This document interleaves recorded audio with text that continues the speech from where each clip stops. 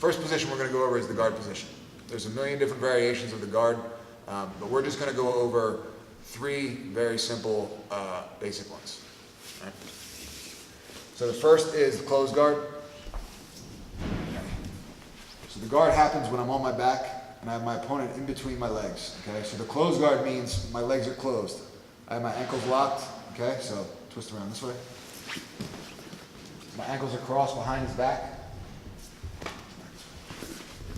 Okay. When you're in this position, what you want to make sure you do is that you always control your opponent's posture. So what I want you to do is use my arms and legs together. So I'm going to grab the collar and his elbow. I'm going to pull my knees to my chest and pull with my arms here. Okay. So now once I have this, I can wrap his head up, wrap his arm up, and now I have very good control of this posture. Okay. When I do this, I don't want to extend my legs and push him away. I want to keep my knees pulled forward so I can keep him controlled. Okay. So this is the closed guard. Okay. One more time. Spin around.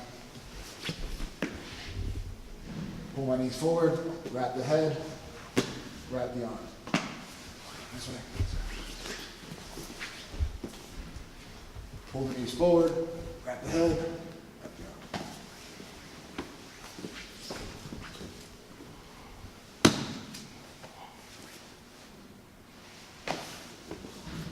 So next, this is the closed guard. Next, we're going to go over the open guard. Open guard just means that your legs are open, and there's a million different variations of having an open guard, okay? So the basic one is I open up, I put my foot on the floor, I slide my butt out, I bring my knee across, about halfway across his body, and I have this foot on the hip.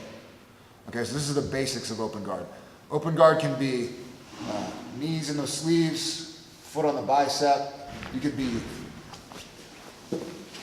inverted. All that counts as open guard. Okay, but for right now, we're just going to work on the basics of collar, sleeve grip, foot on the floor. I open up, slide my butt away, bring my knee into his chest, and put my foot on his hip. Okay, so this doesn't always have to be when you do it. It can also happen if your opponent pushes down on your leg and opens your guard up. I do the same thing. Okay, so it can be offensive or defensive. All right, this way. So again, open guard. Collar, sleeve grip on the same side, foot goes to the floor, I slide my butt out, knee comes across into the chest, other foot goes on the hip. Okay, so you can use this to control distance and posture. All right, spin this way. Collar, sleeve grip, same side, foot on the floor, slide my butt out, knee into the chest, foot on the hip. And like I said, this can also happen if I'm holding his collar and sleeve and he pushes my leg down. I slide my knee out, put my knee to the chest, foot on the hip. Okay, so that's the open guard.